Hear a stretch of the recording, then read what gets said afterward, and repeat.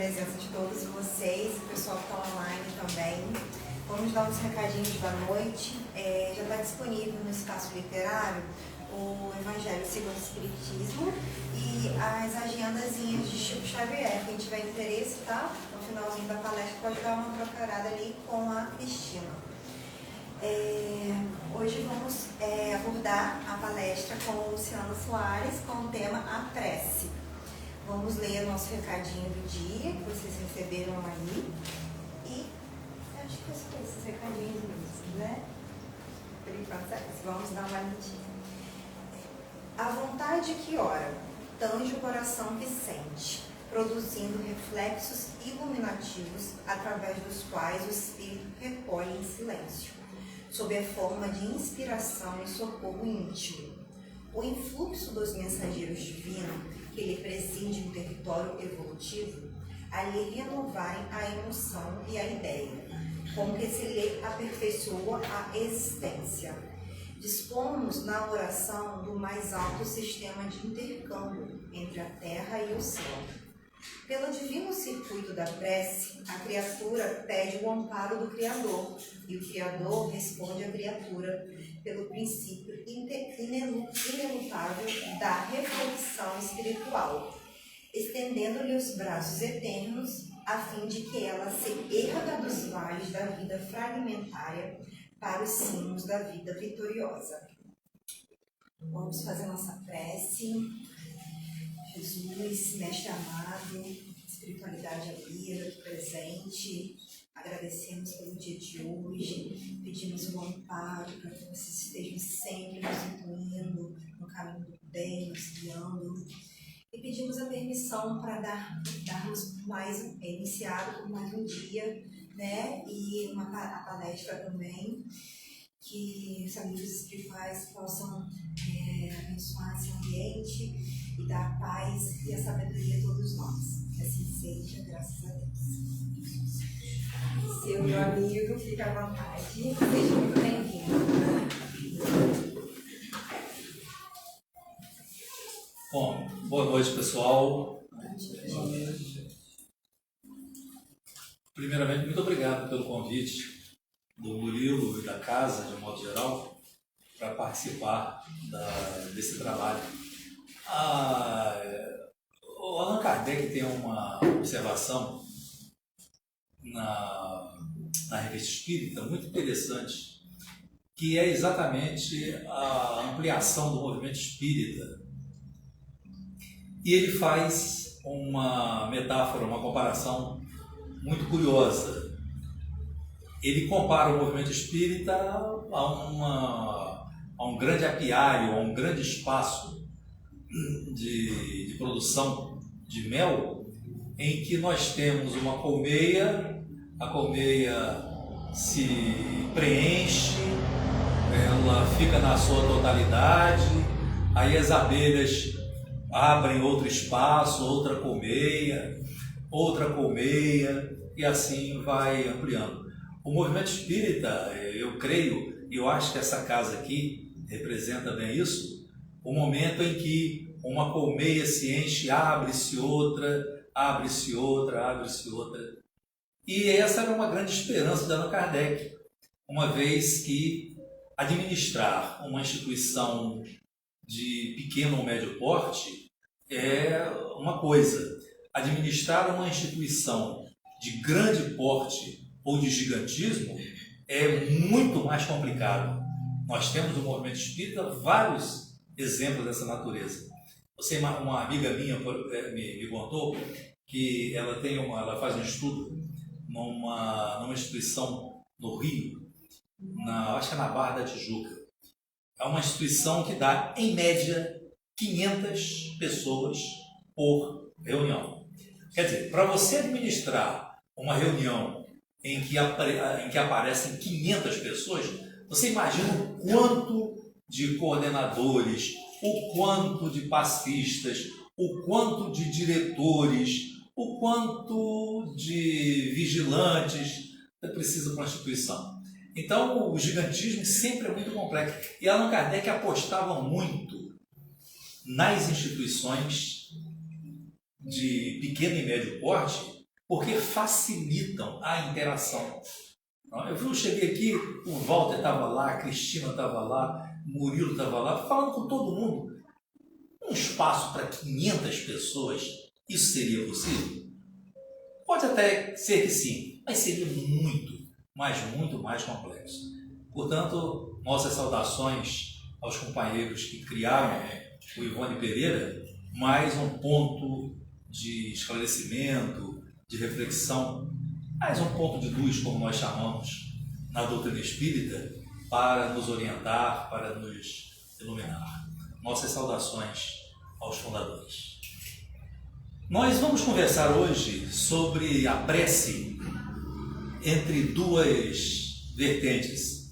A prece como uma atitude mística ou a prece como uma prática científica. Até que horas, hein? 8h40. A prece, tradicionalmente, segundo alguns estudiosos, ela surge no medo do ser humano. É curioso isso, né? O medo do ser humano fez com que ele buscasse a prece. E o medo, ele tem um entendimento que parece bastante válido. A indicação da pequenez humana. Parece que a pequenez humana, em alguns momentos, nos leva ao medo. A gente imagina, por exemplo, uma situação de um terremoto, um maremoto. Nós vimos agora na Islândia a terra se partindo ao meio, uma extensão de mais de 25 quilômetros. Nós imaginamos as pessoas que estivessem ou que estão nessa cidade, o desespero por não saberem, primeiro por não saberem o que está acontecendo. Uma terra que se abre ao meio, um vulcão, lavas de um vulcão que começam a eclodir. Nós imaginamos, por exemplo, em alto mar, um maremoto, ondas gigantescas, e nós não sabemos como dominar aquilo, como sair daquela situação. É o medo. E o medo, exatamente por causa da nossa pequenez, da nossa limitação, certamente vai nos levar a pensar num ser superior que ordene isso. É natural no ser humano nós sempre termos em mente alguém que nos conduza, alguém que nos auxilie, exatamente por causa da nossa pequenez. Então, segundo alguns estudiosos, a prece surge como instituição a partir desse sentimento de medo e de indicação da pequenez do ser humano. E a prece, por causa disso e por causa do início da humanidade, ela sempre foi vista como um artigo de fé. Era uma coisa que nós buscávamos pela nossa fragilidade, pela certeza da nossa pequenez, e buscávamos a prece porque tínhamos de acreditar em alguma coisa. Então, um artigo de fé, que não se afastou completamente do ser humano. Nós ainda rezamos pelo aspecto da fé, pelo aspecto da crença, porque ainda somos muito limitados, né? Nós precisamos crer em alguma coisa, ou então o mundo não faz sentido. E como a gente sabe que faz, como a gente sabe que há um ordenamento, a Lua nasce e se põe há bilhões de anos, influenciando nas marés, influenciando na agropecuária. Então, alguns fatos ligados à humanidade nos asseguram que há uma ordem, há uma organização. Como nós não entendemos isso ainda, nós precisamos acreditar nisso. E essa crença é naturalmente orientada por uma fé, por um aspecto místico. Místico no sentido positivo, porque às vezes a palavra místico é colocada numa acepção menor. Aqui a gente coloca numa acepção maior, no sentido de crença, no sentido de apego a alguma coisa que, mesmo inexplicável para nós, em alguns aspectos, nós precisamos nisso crer. Só que a humanidade andou, né? A humanidade evoluiu, a humanidade prosperou. E parece que a fé ela não dava conta, ou passou a não dar conta de todos os anseios, de todas as inquietações do ser humano. E ele precisou buscar na ciência uma explicação para alguns acontecimentos. Isso se dá de maneira mais acentuada a partir do Renascimento, a partir do século XVI, em que o mundo começou a perceber a importância do homem, o seu valor. É importante frisar que é nessa época o aparecimento das primeiras universidades, das primeiras pesquisas científicas, dos primeiros momentos em que o ser humano, o homem, como construtor, começa a ser valorizado. Eu me recordo bem que nessa transição do poder de Deus para o poder do homem, do teocentrismo para o antropocentrismo, eu me recordo de os historiadores contam que em Portugal houve um grande, não sei se terremoto ou maremoto. Se alguém puder me socorrer, eu agradeço. E eles ficaram numa grande dúvida. A comunidade portuguesa, a sociedade portuguesa, ficou na dúvida, ou ficou dividida, melhor dizendo.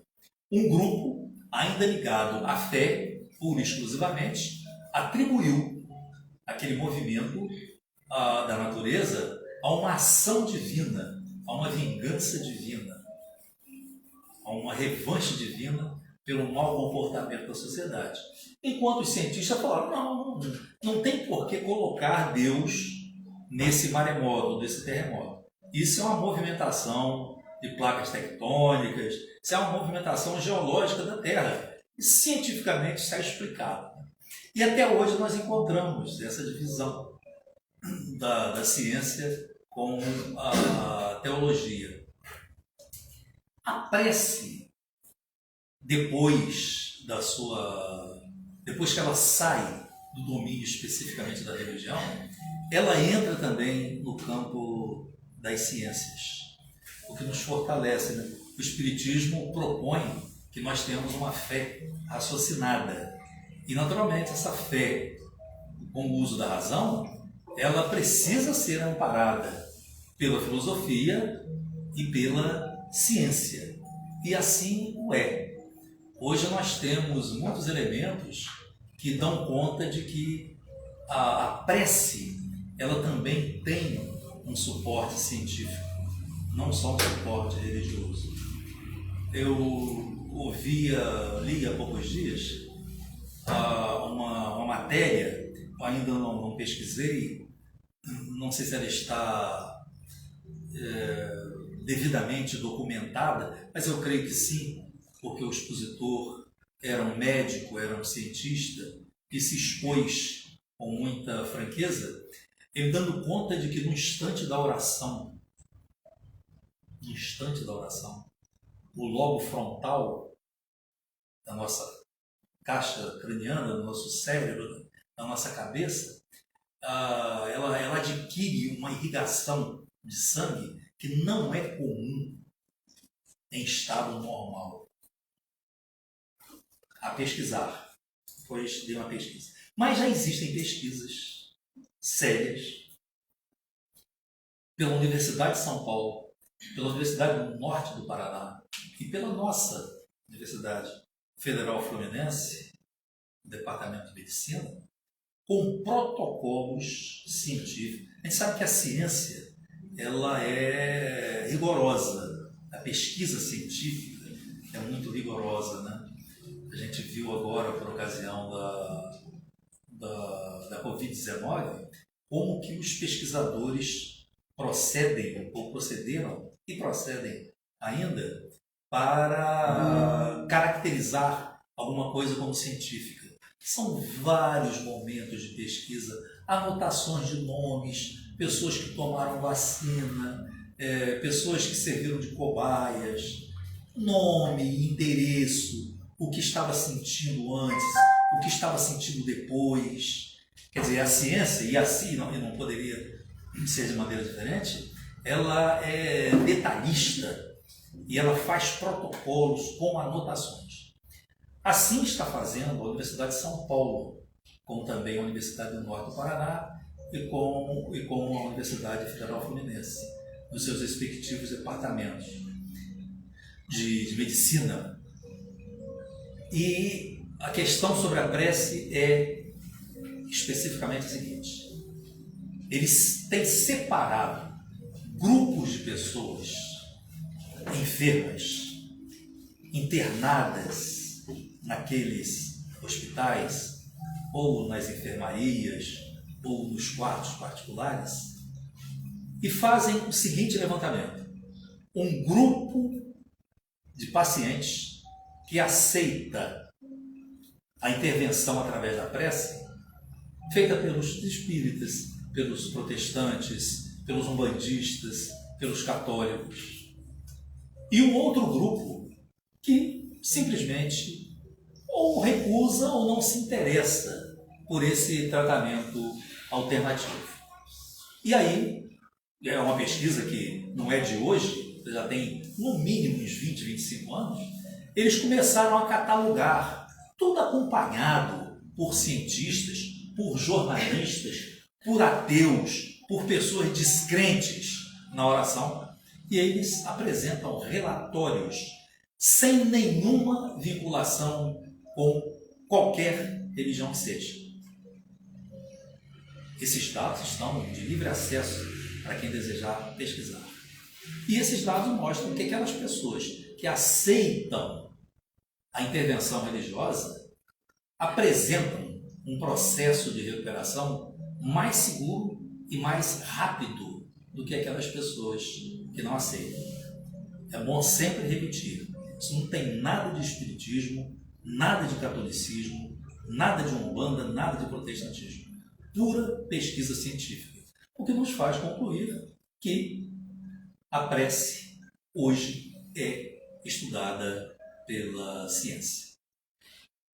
Eu me lembro que na década de 80, acho que por aí, houve uma invenção feita na União Soviética pela família Kirlian, era Valentina Kirlian e Semyon Kirlian, que era na Universidade de Kirov, na União Soviética. Parece que a atual Kirov Kirov está na atual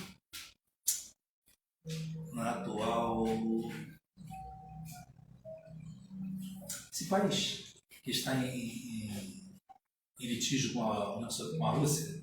Qual é mesmo esse país? Ucrânia. Parece que Kiev é na Ucrânia. E esses dois cientistas, é um casal, esses dois cientistas, mais especificamente o Semyon Kirlian, ele criou a chamada máquina Kirlian. É muito fácil a gente pesquisar. Aqui em Campos mesmo, nós tivemos experiência da máquina Kirlian acho que foi o professor Flávio Mussi. Lá no Leblon, do Rio de Janeiro, tinha um espaço. Era como se fosse um estúdio fotográfico. E nessa câmara Kirlian, era uma máquina fotográfica ampliada.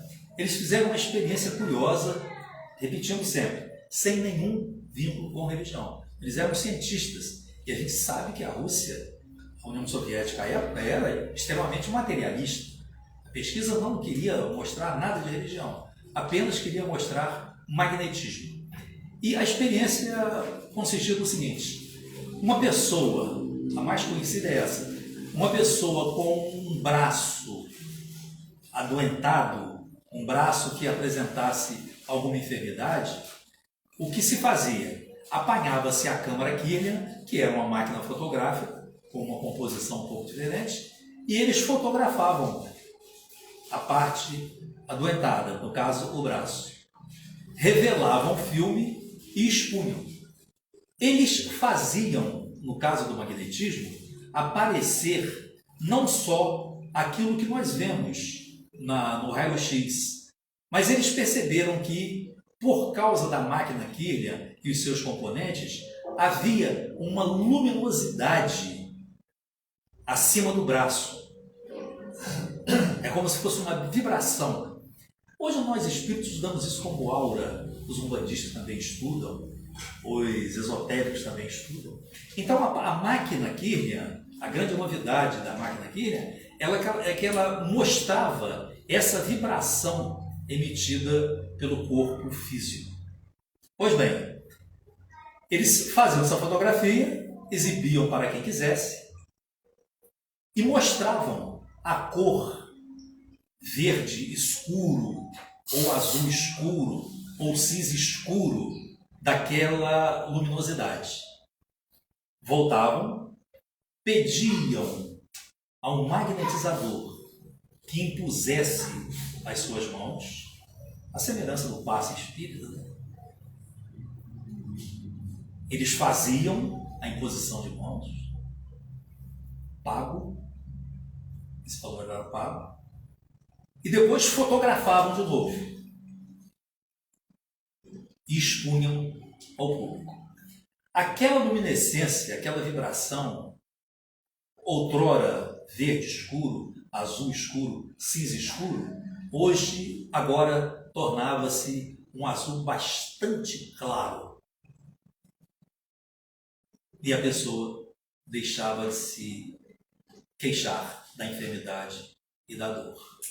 A única intervenção aí foi exatamente a Câmara Kirlian e a ciência nos ajudando a entender o que é esse magnetismo. Esse magnetismo é o mesmo que nós observamos no instante da oração, no instante da prece. Nós queremos com isso mostrar que houve uma transição da prece do aspecto físico, do aspecto místico, para o aspecto científico. E como que o Espiritismo entende isso? O Espiritismo entende, ele se apropria de um conceito de magnetismo. Antigamente, os estudiosos do magnetismo, tendo à frente o Mesmer, Franz Anton Mesmer, entendiam que o mundo vivia mergulhado num éter, chamado éter universal. E isso se entranharia em todos os corpos, orgânicos e inorgânicos. O Espiritismo avança nesse sentido e o Allan Kardec trabalha o conceito de fluido cósmico universal, dando conta do seguinte: todos os nossos corpos, todos eles, materiais, semimateriais, orgânicos, inorgânicos, eles são impregnados da matéria que nós conseguimos decompor, hidrogênio, oxigênio, azoto, tudo que compõe a nossa matéria. Só que há um outro componente, que é exatamente o componente imaterial, magnético, chamem como quiserem, mas há alguma coisa na nossa estrutura física que escapa ao registro da ciência. E exatamente isso é um magnetismo. Isso que escapa ao controle da ciência é aquilo que nós vemos com muita frequência desde o início da humanidade. O que é essa coisa diferente? O que é esse fluido? O que é esse magnetismo? O que é essa energia? E nós sentimos a toda hora, né? Daqui a pouco, no dia 25 de dezembro, a gente vai ter uma percepção disso muito mais clara, né? Apesar de todo o envolvimento comercial, nós sabemos que o Natal é um momento de muitos reencontros, né? Familiares que estão longe. E quando você tem desses familiares que estão longe uma troca de afetividades, uma troca de abraços, parece que há uma renovação de energia pela alegria da troca, No dia a dia isso acontece muito, um aperto de mão, um olhar carinhoso, uma troca. Né? Quem sabe muito disso, melhor do que nós homens, são as mulheres na condição de mães. Né? As mulheres conhecem isso a fundo, as trocas magnéticas que as mães têm com os filhos, a mão no dodói da criança, o sopro no dodói da criança, o aconchego da criança ao seu colo. A gente percebe claramente.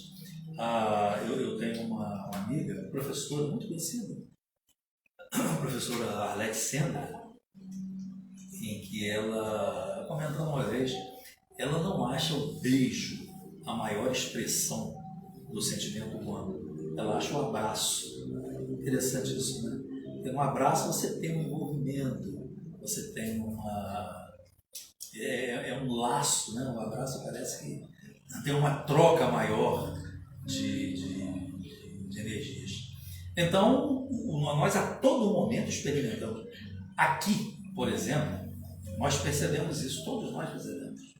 Não precisa ser médico para perceber que quando você sai de determinados ambientes e entra em determinados outros, você percebe com clareza, com clareza. Em todas as instituições, eu às vezes ficava no centro, observando, no centro aqui da cidade de Campos, observando como que algumas pessoas tensas, agitadas, na correria do dia, lá pelas 6 horas da tarde, muitas se dirigiam, ou até meio-dia, muitas se dirigiam à igreja de São Salvador, se dirigiam desesperados, ou exasperados, ou tensos. Aí quando saíam de lá, saíam num passo mais sereno, num passo mais tranquilo. Evidentemente, porque os ambientes religiosos, em tese, eles são ambientes em que essas energias que todos nós transmitimos, a mesma energia daquele religioso que vai fazer a oração lá nos hospitais, aquela mesma energia, ela está presente aqui nas instituições e inundam, né?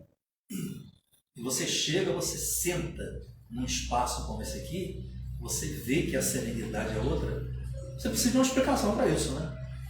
Você precisa de uma explicação. E a ciência está buscando. Nos arraiais espíritas, no espaço espírita, já há muitos pesquisadores que fazem a seguinte experiência. Um médium, por exemplo, é levado à cabine ou levado a um espaço para fazer o seu exame, o eletroencefalograma,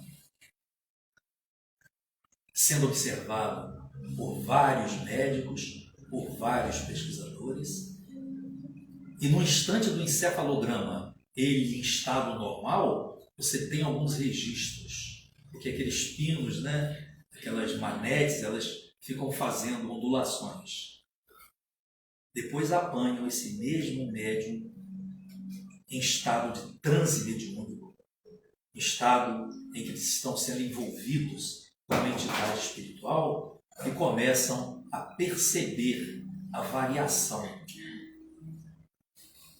Para minha surpresa, eu pensava que aqueles pinos fossem se agitar mais, né? Imaginava assim, né? Acho que muita gente imagina. Você está sob intervenção mediúnica, vai haver uma aceleração das vibrações das correntes mentais, mas não há um arrefecimento, um abrandamento, naturalmente, porque, segundo os pesquisadores, na hora do transe, o médium, de certa forma, se ausenta e ele, que é o comandante das atividades cerebrais, aquela atividade cerebral, fisicamente falando, ela diminui. Não é interessante, é uma pesquisa interessante. Mas isso aí é uma outra história para outra reunião. Mas o que a gente percebe é exatamente isso. O instante da atividade mediúnica, aí o instante do passe, o instante da prece, que são atividades muito parecidas, né? Passe com a prece. elas envolvem o mesmo magnetismo, isso tem mostrado claramente que tanto o passe quanto a prece são fundamentais, são muito importantes. Agora, como é que nós oramos? Será que nós oramos bem? Talvez não, né? Talvez a gente não saiba orar. Santo Agostinho tem uma página muito curiosa. Santo Agostinho é uma figura fantástica. Fantástica. Não é à toa que ele está na codificação, né? Santo Agostinho ele assina muitas páginas. Nós encontramos no Livro dos Espíritos, no Evangelho segundo o Espiritismo, no Livro dos Médiuns, a presença desse grande trabalhador que foi na Igreja Católica e que é também no movimento espírita. Santo Agostinho é uma página muito intrigante, muito provocadora. A importância das preces não atendidas. Eu, quando li o título desse texto, eu pensava ter lido errado. A importância das preces atendidas é a nossa expectativa, né? É exatamente o contrário. A importância das preces não atendidas. E aí é preciso parar para pensar nisso. Por que algumas preces não são atendidas? Quando nós fazemos a comparação da intervenção divina com a intervenção humana, aí a gente entende, né? Um filho que pede a um pai, ele aos 16 anos, que pede uma motocicleta, daquela de preferência bem envenenada, centenas de cilindradas, e o pai lhe nega, ele está nessa dimensão da prece não atendida. Ele sabe por que nega, porque o filho não soube pedir. E aí, como pai, ele é obrigado simplesmente a negar, sem explicação. E às vezes o que acontece, sem explicação, dependendo da faixa etária, né? Simplesmente não dá.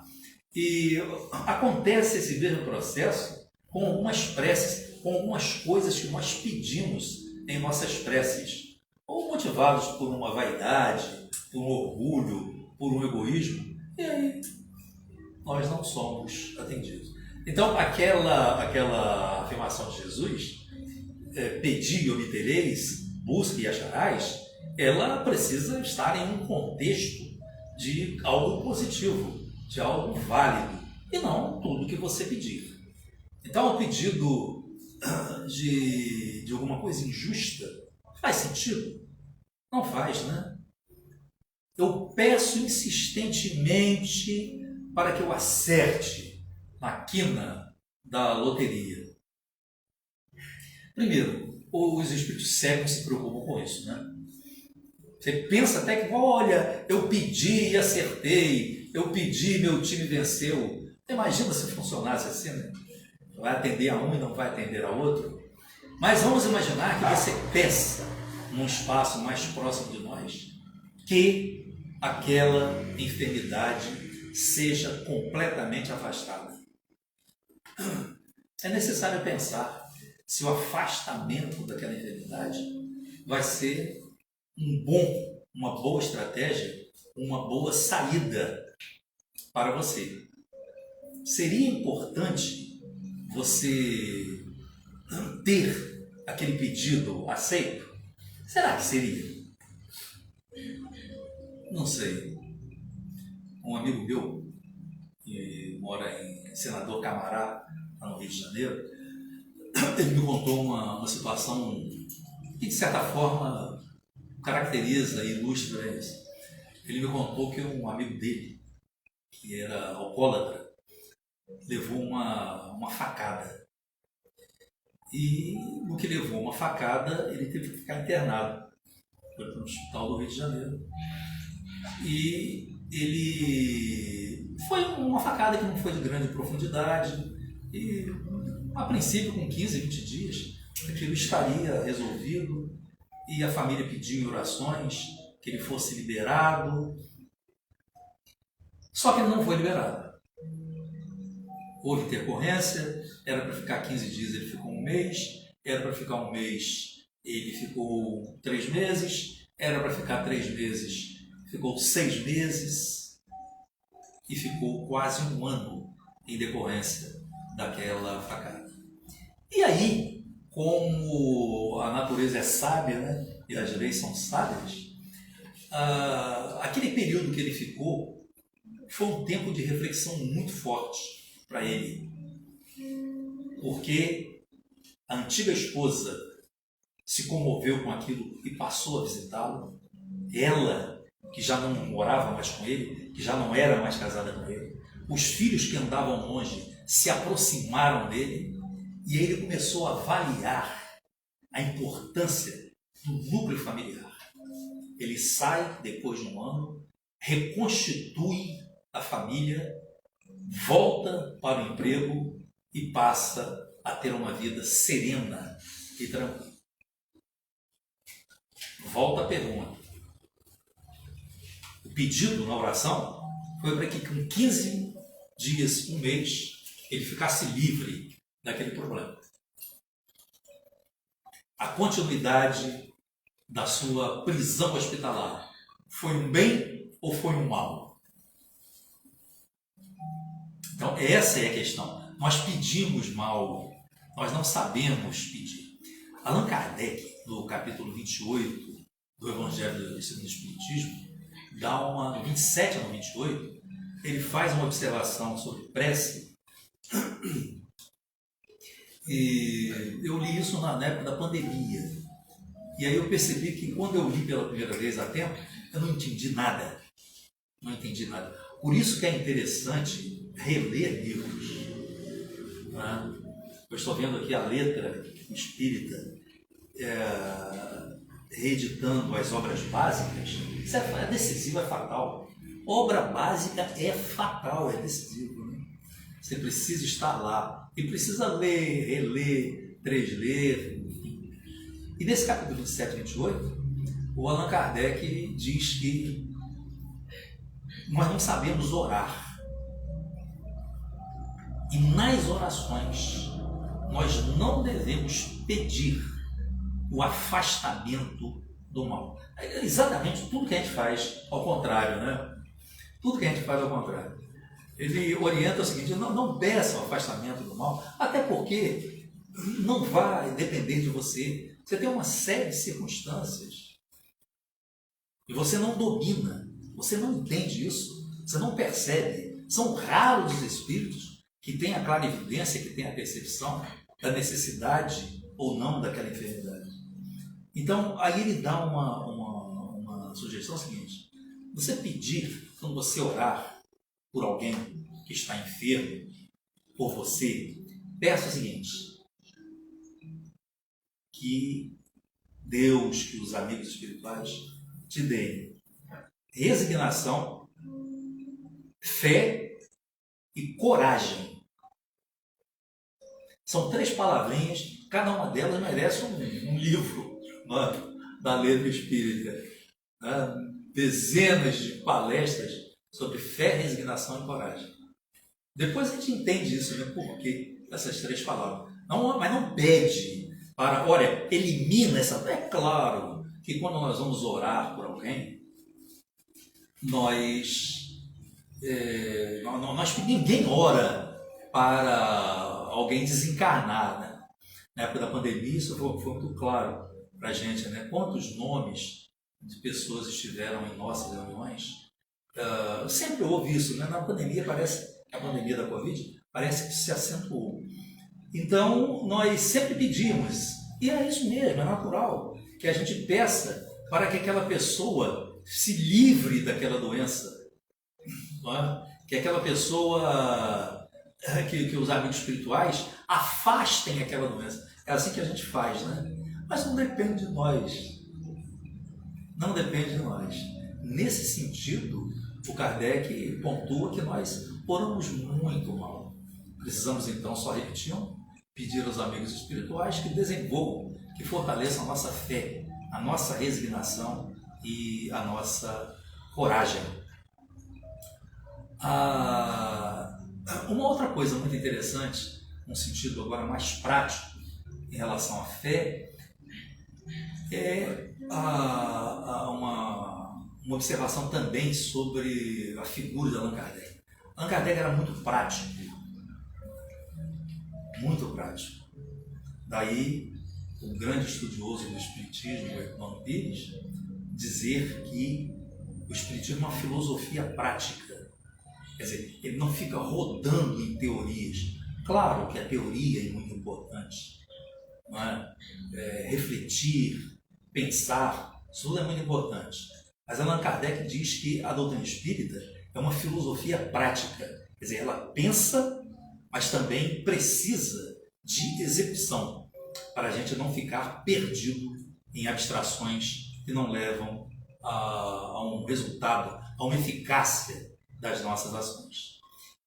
E o Allan Kardec, como ele era professor, era pedagogo, e sabe, e os pedagogos sabem a importância de você saber conduzir dos aspectos práticos, que não ficam apenas na fundamentação teórica, o Allan Kardec indica situações concretas para se fazer prece. Eu, quando li aquela coletânea de preces que está no livro do Evangelho segundo o Espiritismo, eu tomei um susto e fiquei impressionado com a praticidade desse homem. Ele coloca preces nas mais variadas circunstâncias. Que você, a prece para você que vai dormir. Bobagem, né? Um tipo de prece. Por que a prece para eu dormir é diferente da prece que eu peço uma intervenção para alguém que está doente? E ele trabalha as diferenças de prece. E aí ele pede, eu me lembro na prece para antes de dormir, depois de dar sugestões para ter um bom sono, olha o detalhamento, hein? Sugestões para ter um bom sono. Ler uma página.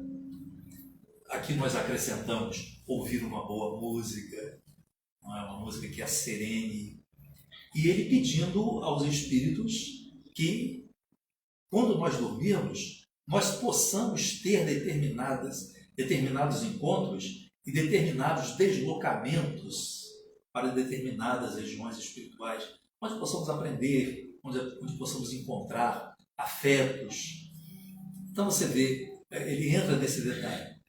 E num outro que também chamou muito minha atenção, prece para aqueles que vão nascer. Olha a praticidade desse homem. Preces por aqueles que vão nascer. Eu tive 3 filhas. Nunca, e hoje, quando eu tive as filhas, eu já era espírita. Nunca, mas nunca eu fiz uma oração dessa natureza. Nunca. É muito comum nós pais ficarmos preocupados, né? Com o enxoval. É isso mesmo. É o carinho dos pais, né? O berço, nós queremos o melhor berço, queremos a melhor roupa, queremos o melhor brinquedo, não é? O melhor hospital. É isso mesmo. É a parte material da nossa vida que todos nós pais deveremos fazer. Mas há outras coisas igualmente importantes, ou até mais, que nós comumente não fazemos. Eu sugiro que vocês dêem uma lida mais detalhada na prece por aqueles que vão nascer. E lá, o grosso modo pede que aquele espírito seja fortalecido, que aquele espírito tenha consciência do que aqui ele veio fazer, que o plano espiritual possa ampará-los, e nós, na condição de pais,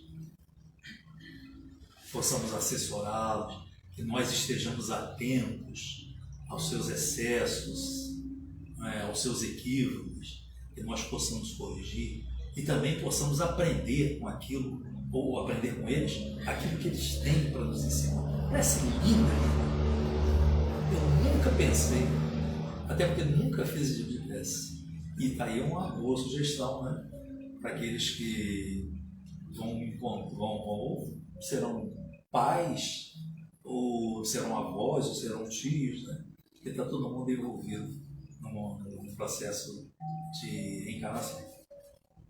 Então, esse sentido de praticidade, ele na prece é fundamental para a nossa existência.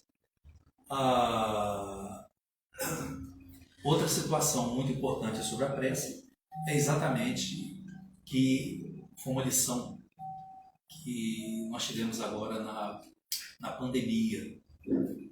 A pandemia ensinou que nós podemos fazer muita coisa em nossas casas. As instituições espíritas estavam fechadas. E aí nós fomos forçados, fomos obrigados a aprender a nós mesmos orarmos pelos cônjuges, orarmos pelos nossos filhos, em determinado momento, colocar a água frutificada na nossa mesa de jantar. Muitos de nós fizeram preces, muitos de nós fizemos preces nesse momento de pandemia, que é uma lição também para nós, né? Nós temos um poder de magnetizar que nós desconhecemos. E para encerrar, Allan Kardec diz que todos nós podemos magnetizar, todos nós podemos orar por intervenções daquelas pessoas que estão próximas, daqueles amigos e daquelas pessoas que pedem as nossas orações. Gente, obrigado pela atenção e muito obrigado pelo convite e até uma próxima. Nós que agradecemos, Luciano. Excelente reflexão, né? Muito boa reflexão de hoje. Parabéns. Pessoal, eu esqueci só de dar um recadinho. Atrás do folhetim que vocês receberam, tem o nosso cronograma, né? Amanhã tem o estudo do livro dos médios, tá? Estão todos convidados. Domingo também, às 7 horas, tem um estudo da imortalidade da alma, online, via Google Meet. E, Luciano, a gente queria te dar um milzinho como forma de agradecimento. Muito obrigado. Nós que agradecemos. E como excelente tema de hoje, a gente gostaria de pedir se você pode, por favor, fazer a prece, encerrar, né, pra gente. Muito obrigado, muito obrigado. A gente vai fazer a prece, né, e depois, quando as luzes se apagarem, a gente vai fazer o passe coletivo. Quem tiver necessidade de passe individual, por favor, procurar no Murilo após a reunião, tá? Muito obrigada. Fique à vontade.